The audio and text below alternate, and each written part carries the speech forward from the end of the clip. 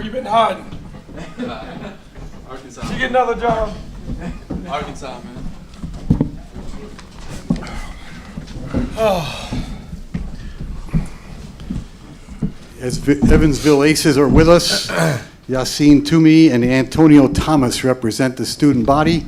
Head coach Dave Ragland is here, and we're going to ask him to make a statement on the game, and then we're going to go to questions for all three of the Aces on the dais. David, please. Yeah, just want to start by congratulating Drake. They're a really good team. There's a reason why they've had the success that they have since Darren's been there, and wish them the best of luck on their march to try to get to March Madness and play in the NCAA tournament.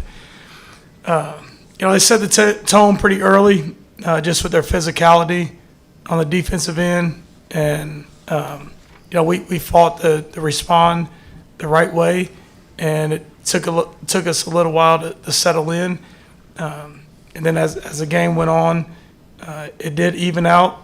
It was even second half, 36-36, but a little too late. But couldn't be more proud of our group.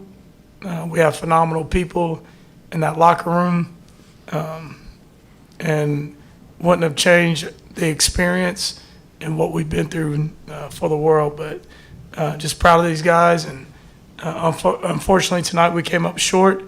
But I don't think that tonight defines us and who we are.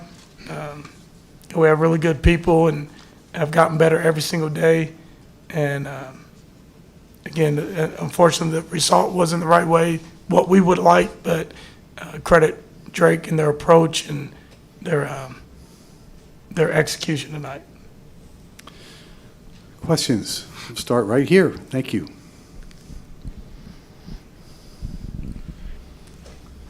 Yeah, so obviously when you look at Drake, the guy who stands out is always going to be Tucker DeVries. He had another big night tonight. Can you just talk about what makes him such a threat whenever you're playing against a guy like that, and how do you try to prepare for him, especially on short notice? No, he's really good. I think you need a little bit more time than what we had to kind of shift gears, and but guys that can dribble, pass, and shoot is what Drake has, and he's a three-level scorer, score at the rim, mid-range, and at three, and he was just determined. You can tell from the very, very start.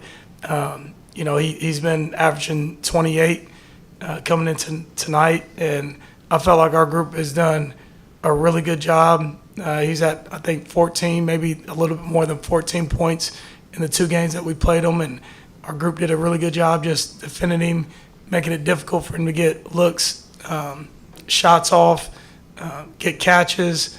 We've been physical without fouling. Unfortunately, we didn't tonight, but again, he's a really good player. Reason why he's Player of the Year again this year, and again, it's just a tough transition from yesterday to today, playing a player like that. Yeah, when you look at this season as a whole, obviously way more wins than last season, both overall and in conference play. Can you just talk about your biggest takeaway, what you kind of take as the biggest, I guess, success point from this season from your point of view? Yeah, that we made progress. We tripled our wins, our total wins, and then we were able to get 6 wins in conference play and able to win a conference tournament game. So it's building blocks for long-term success. And again, with the right approach, again, quality people, just showing up every day, working, committed to one another. So you want to make progress, and you have to go from one step to the next step in order to reach the full potential. But we're moving in the right direction.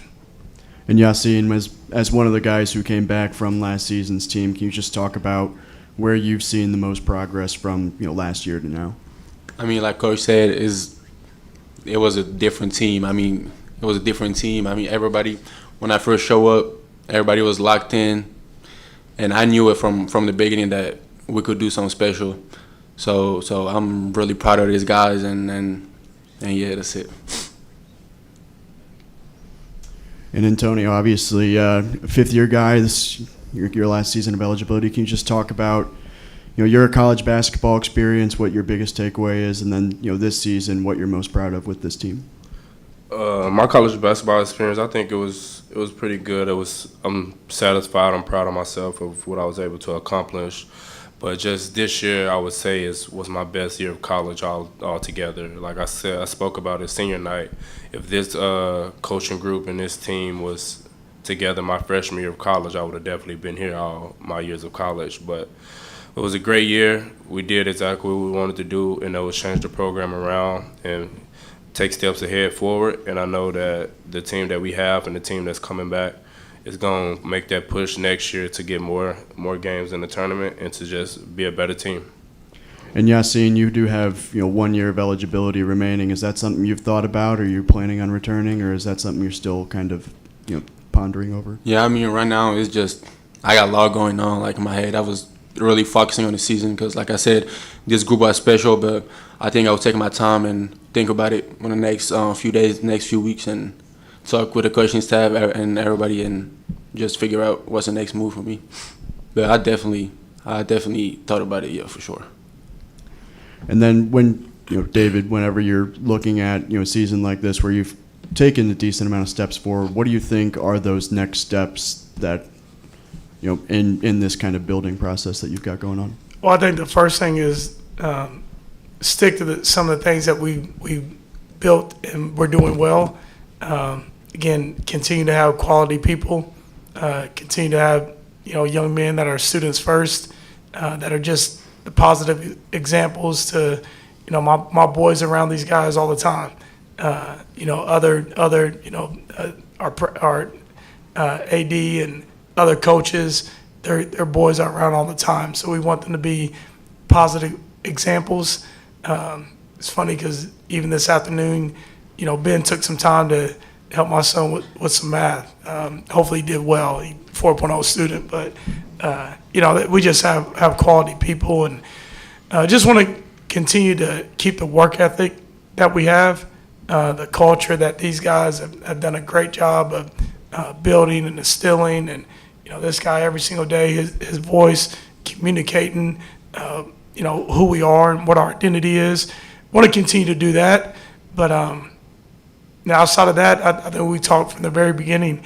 We just want to continue to get better every single day, and when you keep that as your focus, the results take care of themselves, and that's where we've been, and that's where we want to continue to be.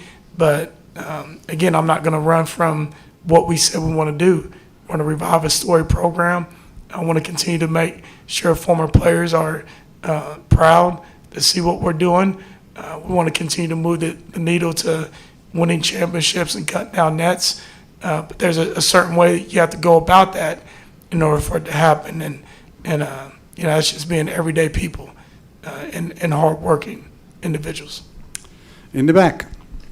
David, obviously the last time these teams met, it came down to the last second shot. Tonight Right. a little different. What was the main difference? What area of the game was the key difference tonight? No, I thought they really set the tone early, with their physicality. And, sometimes whenever you hit shots early, which they did, our first two possessions were turnovers, and it becomes a make-miss game.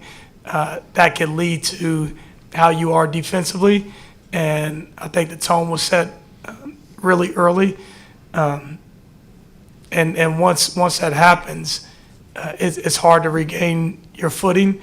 And one thing I felt like we did a really good job of in game two, we kept them out of transition. And we didn't do a great job of that tonight. They were able to get their feet in the paint, get to some driving kicks, the one-mores, which gave them some confidence offensively. That kind of opened up the game, and it was hard, again, to get back in it. But I love the fight. I love that we stuck with it and, again, made it even in the second half. Gotcha. And do you guys have any postseason plans like the CBI or anything like that? We're gonna talk about it, see what's best for our group, our team. The great thing about it is we're talking about it, and I think I just told the group, leaving things better than you find it is important. And the respect that our group has earned from other teams in the Valley, other teams in the country, officials and fans, and again, just because of the work that they put in, the way that we play for one another, how hard we play, to be able to even bring up playing in postseason. It's been a long time since the University of Evansville men's basketball team has talked about that. So we'll see where we land with it. We'll see if an invite is sent out, and if it is, if it's best for our group to continue fighting, clawing, pushing to make this program more significant than we already have. Gotcha. And for Antonio, obviously coming from Kentucky Wesleyan, only 30 minutes away from Evansville, what's that been like to be playing at Kentucky Wesleyan and then to come to Evansville, a short drive away, and have the success that this program has had for you personally? It's been good. Being at Kentucky Wesleyan taught me a lot. Definitely was a humbling experience, but also a big learning experience as well. We had some success there, and just it helped me become a better person, and it just taught me how to continue to just be myself, be a better person, battle through adversity. And just coming to Evansville, I knew that it was the perfect fit for me, going through what I went through throughout my college career, playing against Evansville and things like that, and just having conversations with Coach Rags when they was recruiting me, that I knew that it was a coach that was going to be behind me, that was going to support me, and that wanted to win. And that's the most important thing to me, is about winning. And this group was all about winning. So that was it for me. Anything else for the Aces? Okay, gentlemen, thank you very much. Thank you all. Best of luck. Yeah, thank you.